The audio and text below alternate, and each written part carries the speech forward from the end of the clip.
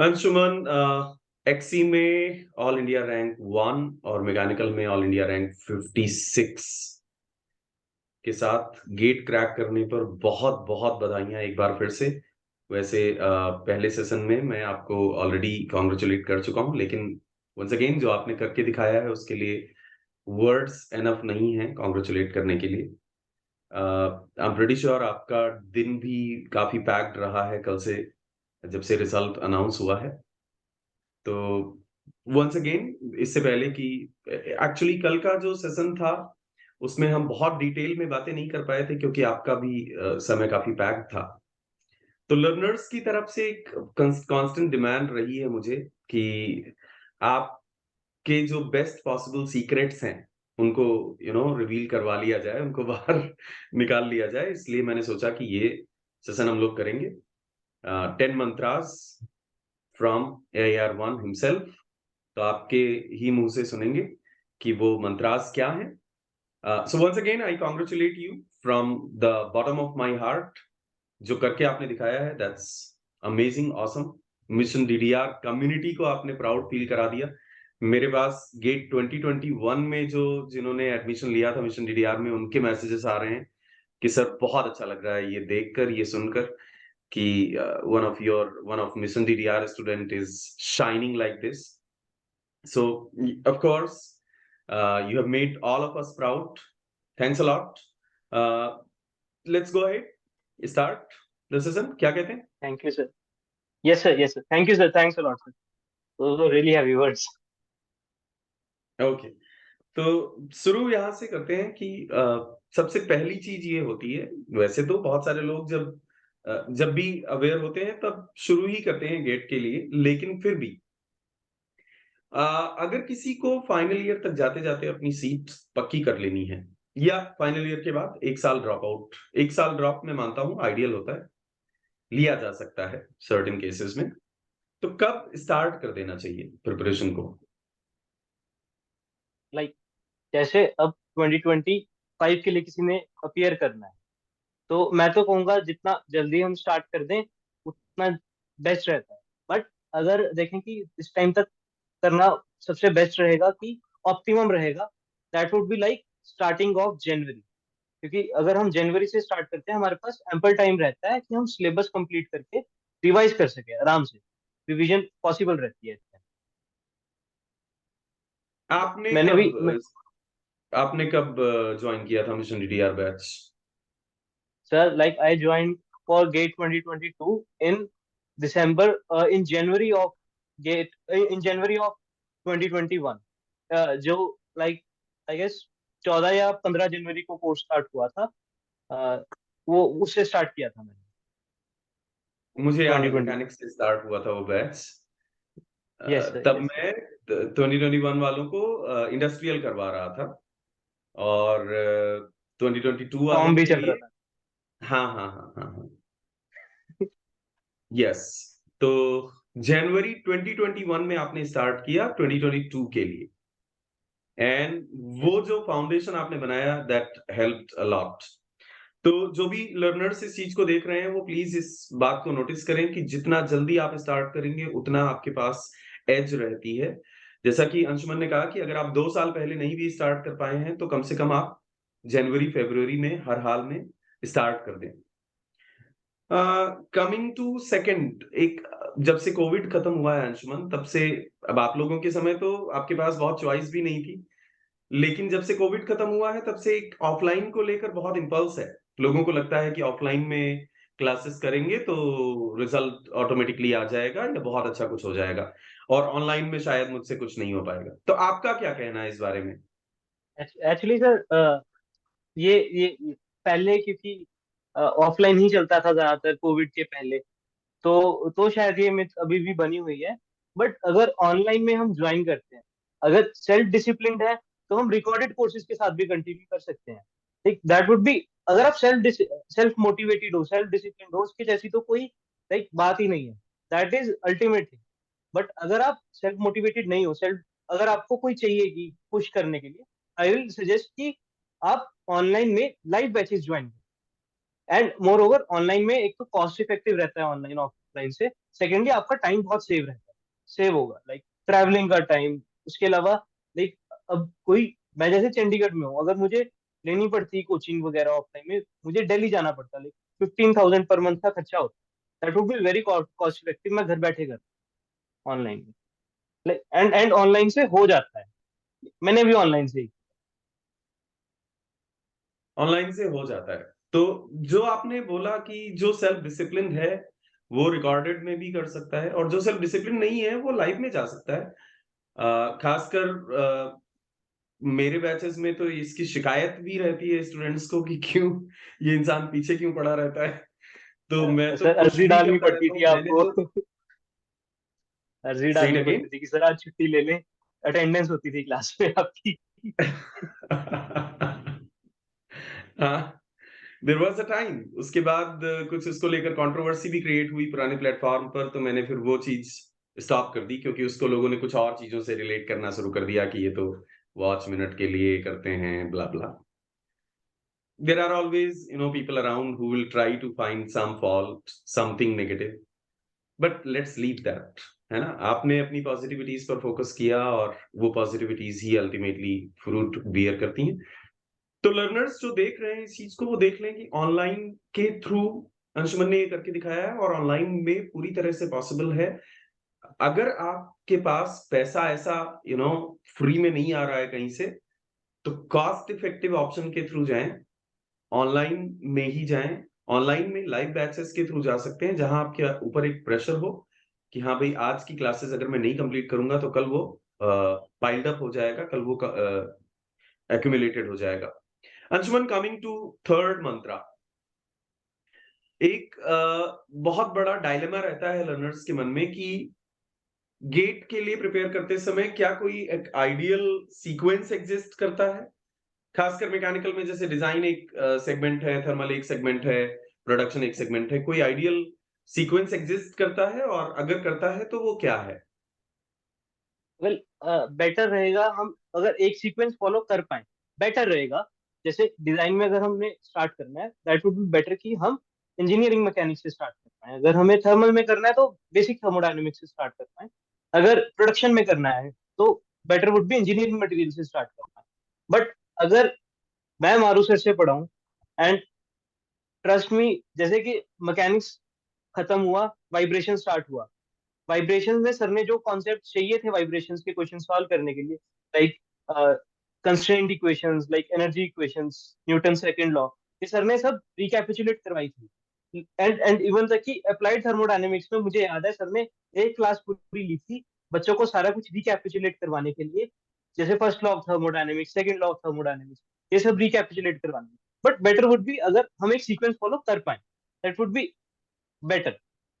But not like कि ये subject हो गया, मैं लाइव भी नहीं कर सकता तो मैं प्रिपरेशन छोड़ दूं, ऐसा नहीं करना।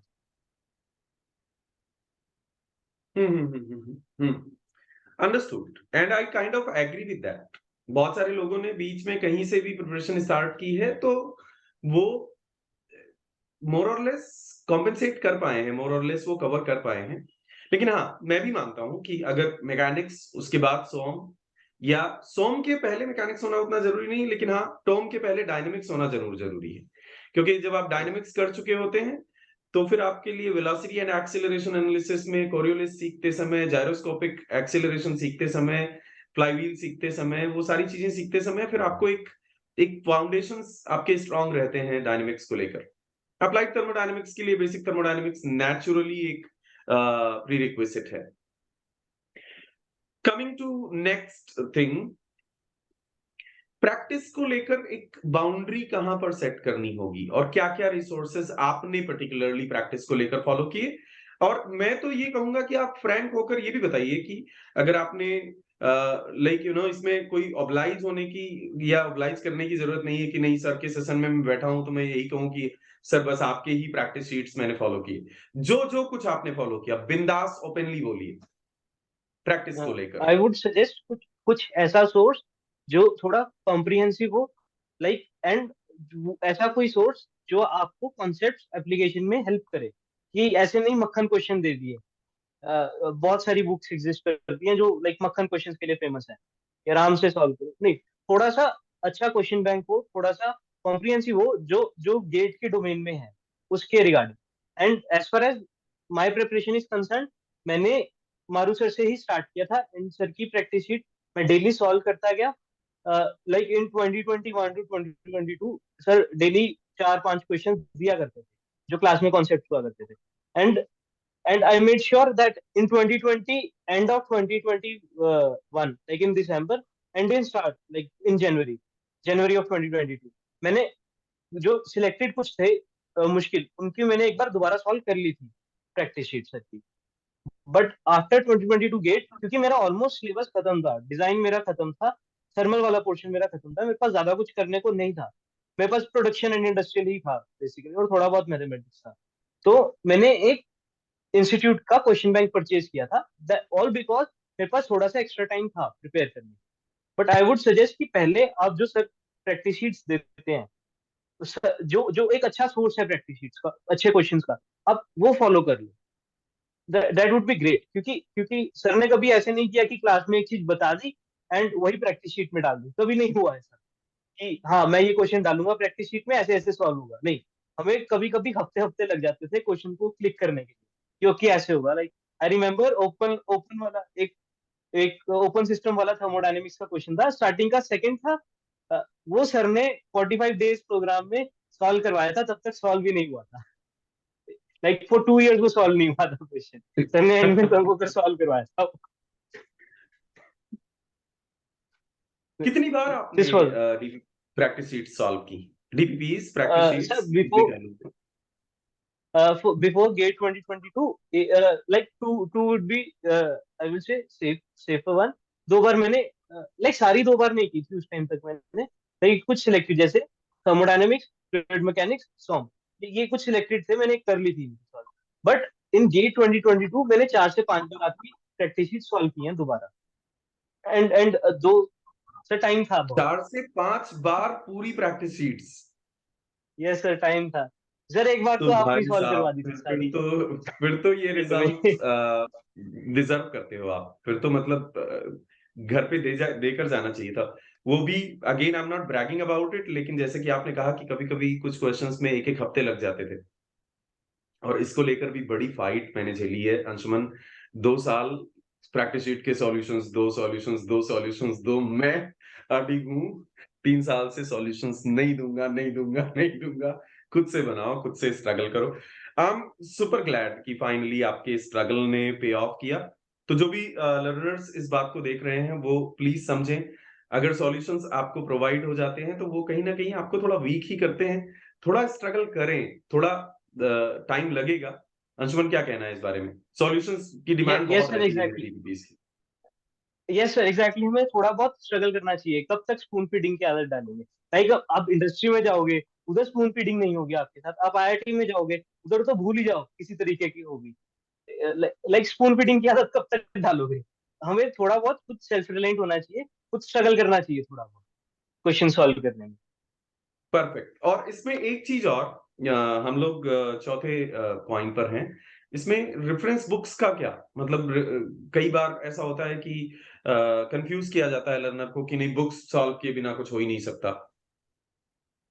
अगर कोई सर फर्स्ट ईयर में है एंड उसने एक बार सारा सिलेबस कर लिया है, उसके पास एम्पल टाइम है। लाइक फर्स्ट ईयर के बाद सेकंड ईयर है, आधा थर्ड ईयर है, वो रेफरेंस बुक्स पढ़ी जाए अपनी। लाइक उसके पास एम्पल अमाउंट ऑफ टाइम है, बट जनरली इतना टाइम नहीं रहता है।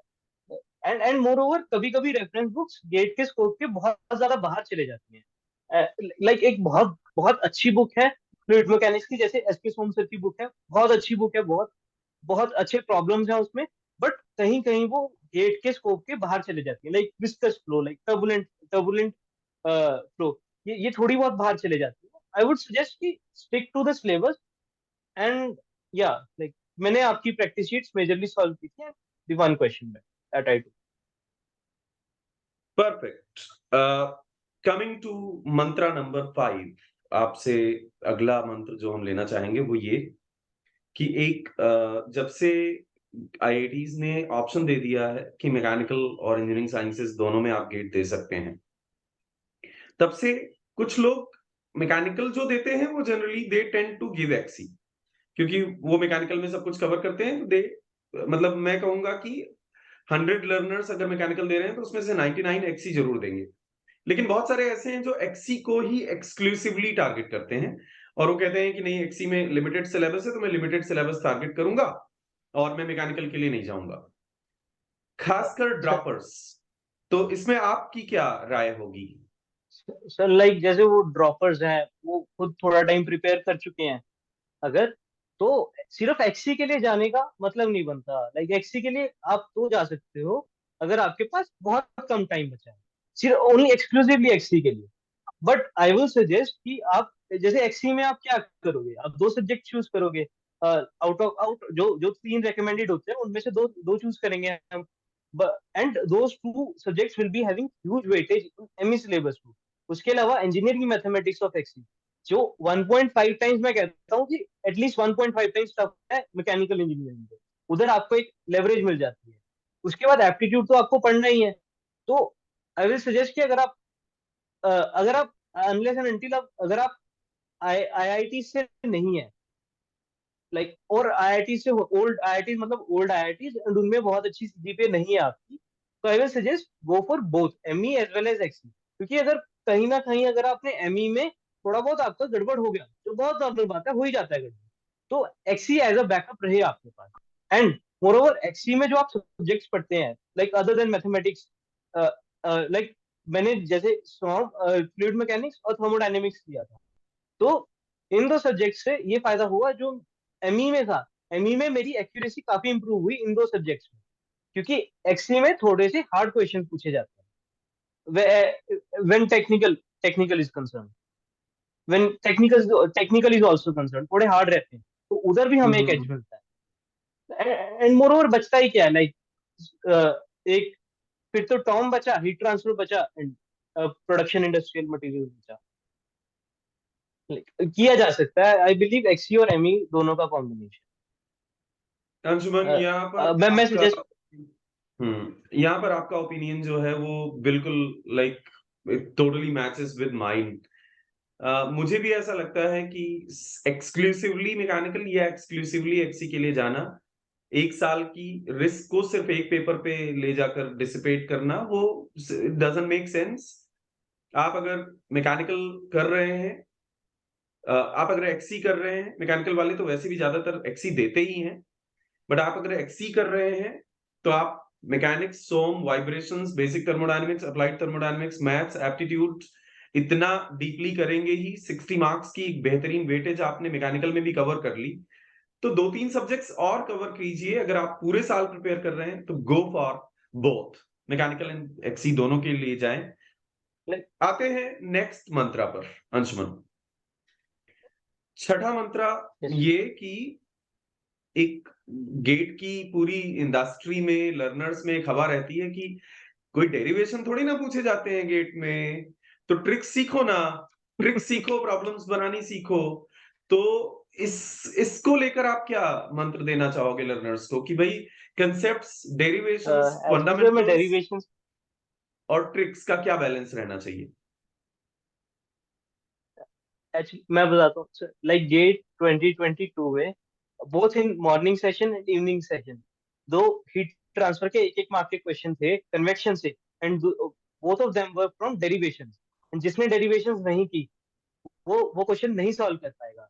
And in XE of GATE 2022 एक बाउंड्री लेयर थ्योरी का क्वेश्चन था कि वो भी डेरिवेशन बेस्ड था, एजम्पशंस बेस्ड था कि बाउंड्री लेयर थ्योरी में जब हम इक्वेशन ड्राइव करते हैं बाउंड्री लेयर थ्योरी की, उसमें हम क्या क्या एजम्पशंस लेते हैं उसके रिलेटेड। तो आई विल सजेस्ट कि अगर आप ठीक ठाक करना चाहते हो गेट में, खाना पूर्ति नहीं करनी है, तो go for derivation, go for like assumption क्या क्या है इसके पीछे। लाइक इस बार भी गेट एमई में कि P V to the power like 1.1 gamma equals constant किसके लिए वैलिड है, आइडियल गैस के लिए, रियल गैस के लिए।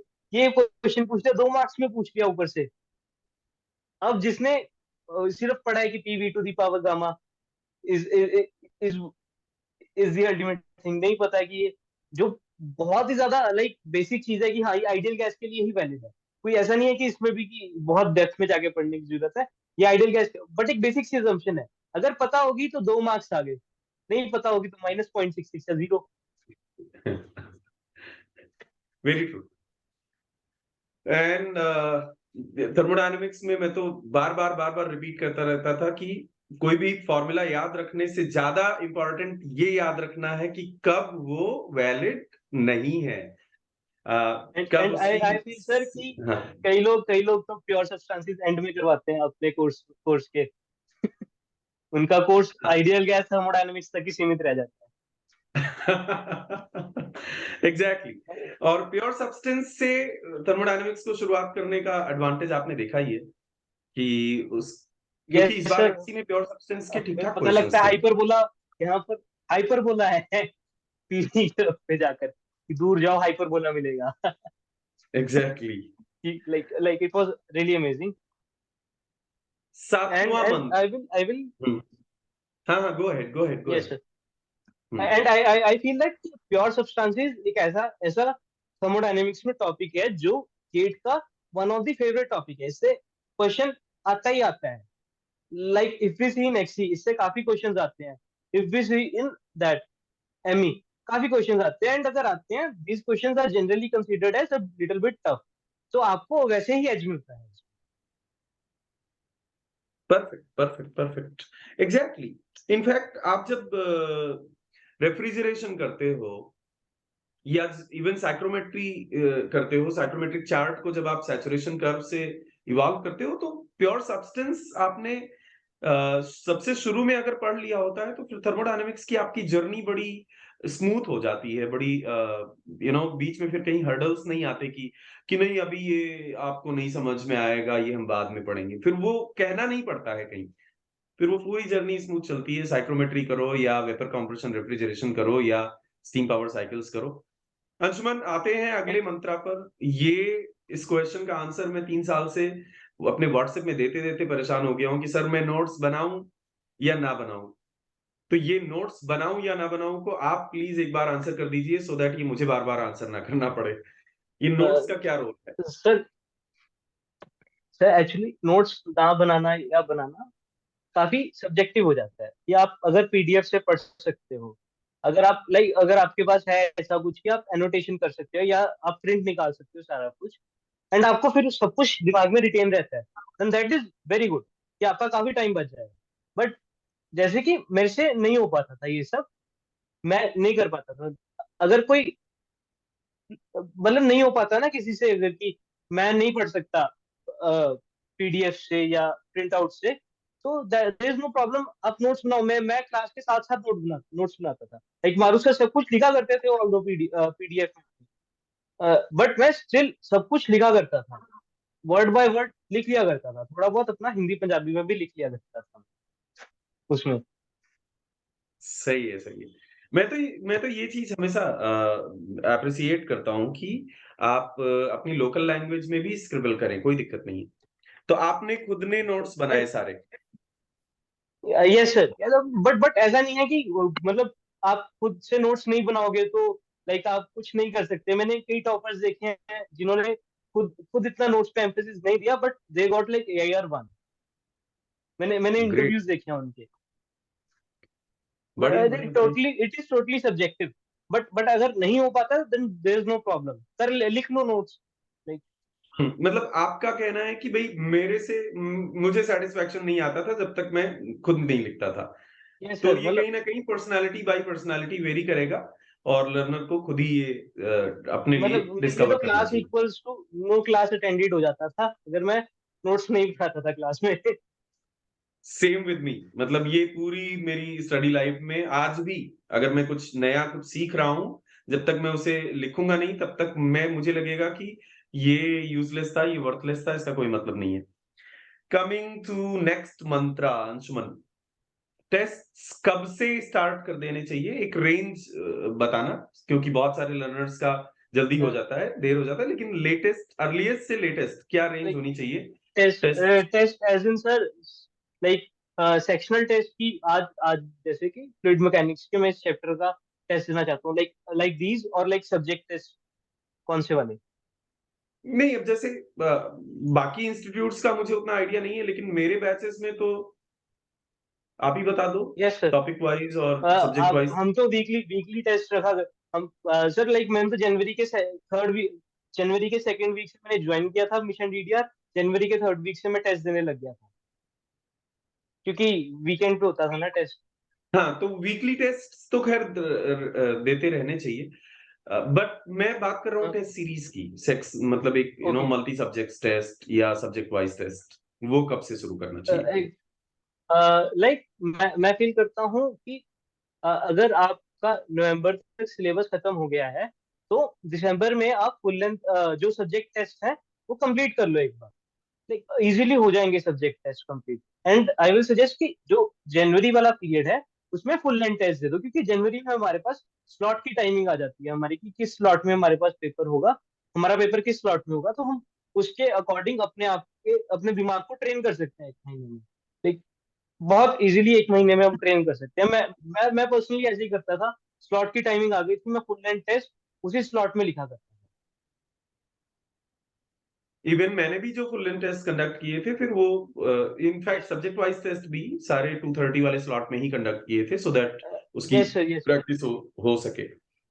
एक, वैसे तो ये लास्ट के क्वेश्चंस हैं, एक बार सिलेबस कंप्लीट करेंगे ऑडियंस लर्नर्स, उसके बाद ये सवाल उनके दिमाग में उठने शुरू होंगे, लेकिन फिर भी मैं चाहता हूं कि इस चीज को आप आंसर करें कि एक और ग्रुप्स में सोशल मीडिया में ये चल रहा होता है कि कम से कम 50 टेस्ट तो देने चाहिए फुल लेंथ, कम से कम 100 फुल लेंथ टेस्ट तो देने चाहिए। मुझे लगता है कभी कोई 1000 ना बोल दे। तो क्या है ये एग्जैक्टली, लाइक कितने फुल लेंथ टेस्ट, कम या ज्यादा, कोई एक रेंज है जो आपको लगता हो फॉलो की जा तो लाइक सकती है? अगर हम देखें फुल लेंथ टेस्ट, मैं अपना पर्सनली बता देता हूँ। मैंने लाइक पांच छह आपके दिए थे, चार पांच बाहर से दिए थे। लाइक अगर हम मोटा मोटी लगा ले तो एट एट एट टेस्ट मैंने दिए थे जनवरी पीरियड में। एंड तीन चार दिन में एक टेस्ट में दे दिया करता था, and that work for me. कि जितने मेरे टेस्ट में नंबर आ रहे थे, ऑल्दो इसका कोई कनेक्शन नहीं होता जनरली, बट जितने मेरे टेस्ट में नंबर आ रहे थे उतने ही मेरे एमई में आ गए थे। बट ये बहुत रिजिड नहीं रहता, डिपेंड करता है क्वालिटी क्या है टेस्ट सीरीज की। इस पे बहुत ज्यादा डिपेंड करता है। उसके बाद थोड़ा बहुत लक फैक्टर, थोड़ा बहुत, ज्यादा नहीं, थोड़ा बहुत लक फैक्टर भी रहता है कि। ट्रू। मेरा तो ऐसा रहा है, टच वुड, भगवान की कृपा, कि मुझसे कोई स्टूडेंट अगर 2 टेस्ट के बाद पूछता है कि सर मेरा गेट में क्या आएगा, मैं बोलता हूँ इसी में +-5 कर लो आप। इसमें +-5 कर लो, यही रहेगा। अगर आप यहाँ से इंप्रूव करते हो बहुत अच्छी बात है, लेकिन अभी आप अगर मुझे पूछ रहे हो इसमें +-5 कर लो। एंड वंस अगेन, लाइक मेरे गॉड इज। चौथे पांचवें टेस्ट के बाद इंप्रूवमेंट आनी बंद हो गई थी मेरी। बस वो मैं मोमेंटम कंटिन्यू करने के लिए टेस्ट दे जा रहा था। चौथे पांचवें के बाद इंप्रूवमेंट नहीं आई, उतने ही नंबर कंसिस्टेंटली आ रहे थे। अच्छा, हाँ, तो कुल मिला के कहने का मतलब ये है कि आपने जैसे 8 टेस्ट दिए, तो कहीं ना हम्म। कहीं 10 test are more than enough, है ना? 10 टेस्ट बहुत अगर कोई ज्यादा है देता सर, है तो 10 भी 10 बहुत है, क्रैक 10 भी। टेस्ट, फुल लेंथ टेस्ट भी बहुत है। एक्चुअली नंबर ऑफ टेस्ट पे फोकस नहीं रहना चाहिए। उस टेस्ट से हमें आउटकम क्या मिला, लाइक हमें हमारी गलतियां क्या हुई, हमें उस पर ज्यादा फोकस करना चाहिए कि ओके मैं इस टॉपिक में यहाँ पर गलती कर रहा हूँ, मुझे ये चीज रेक्टिफाई करनी चाहिए, ज्यादा फोकस उस पर रहना चाहिए। With decent number of test, आठ, जैसे 8 या 10, जैसे आपने बोला। लाइक बट एज हाँ, आई सेड मतलब चार पांच के बाद इंप्रूवमेंट भी आनी बंद हो गई थी मेरी। परफेक्ट। तो मतलब ideally 10 is more than enough. अगर किसी का मन ही है कि यस नहीं मुझे ज्यादा टेस्ट देने हैं, तो 10 के लिए जा सकता है, but 10 full length test are more than enough.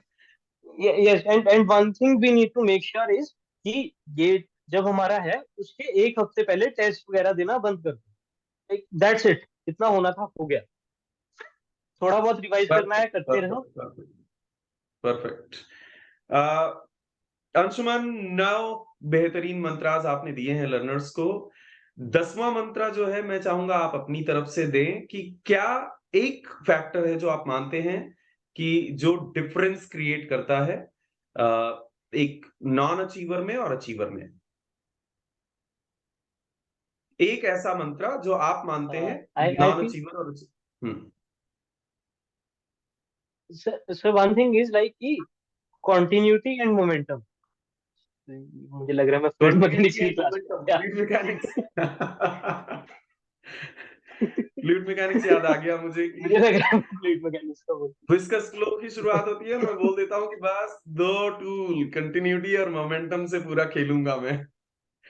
तो आपका मंत्र यही है, लाइक इलेबोरेट करें। कंटिन्यूटी में एग्जांपल दूंगा। जब जब फ्लूइड मैकेनिक्स स्टार्ट हुआ था, उसके 2 हफ्ते बाद मैं थोड़ा सा बीमार पड़ गया था, तो 8 से 10 दिन का मुझे मुझे छोड़नी पड़ी थी पढ़ाई की हालत नहीं, उस टाइम भी कोविड पीक पर था।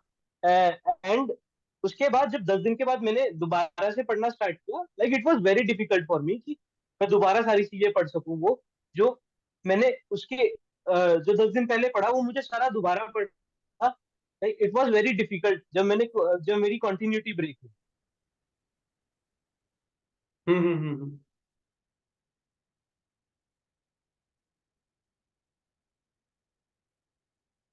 And is momentum. Momentum as in की ओके, अब हम अपने पीक परफॉर्मेंस परफॉर्मेंस हमारी कब अच्छी आनी शुरू हो चुकी है।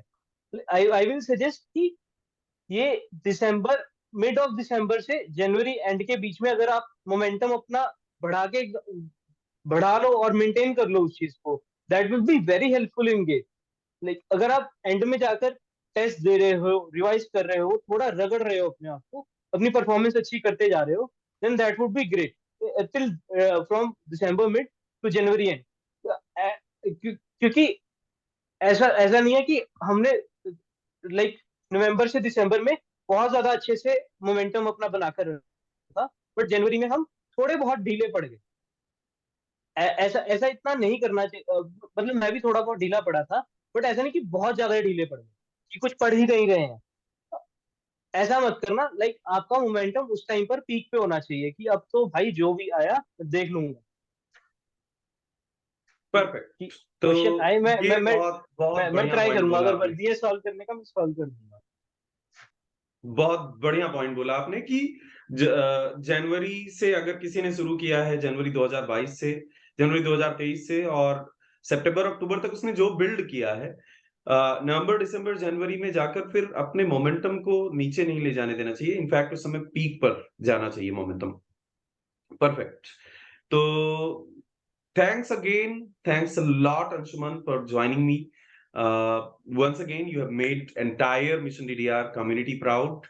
जो 2020 में मुझसे पढ़े हुए हैं, उनके मैसेजेस मेरे पास आ रहे हैं कॉन्ग्रेचुलेट करने को कि sir congratulations to you also and Anshuman also.